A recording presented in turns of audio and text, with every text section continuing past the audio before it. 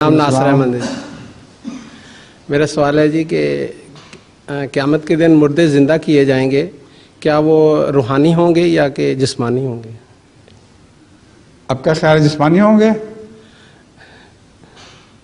नहीं हो सकते। जिस्मानी अगर हो हाँ जी।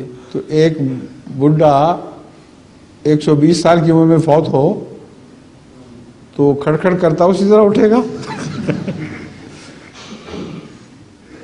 वो तो कहेगा मुझे ना ही जगाओ तो बेहतर है, मुझे आराम से पड़ा रहने दो। वहाँ कोई भी जिस्मानी तौर पर नहीं उठेगा, रूह को एक नया जिस्म अता होगा। हज़रत मसीह मौऊद अलैहिस्सलाम ने फरमाया है कि जिस तरह बदन में रूह होती है उस तरह रूह बदन बन जाएगी, उसमें से एक और रूह पैदा होगी।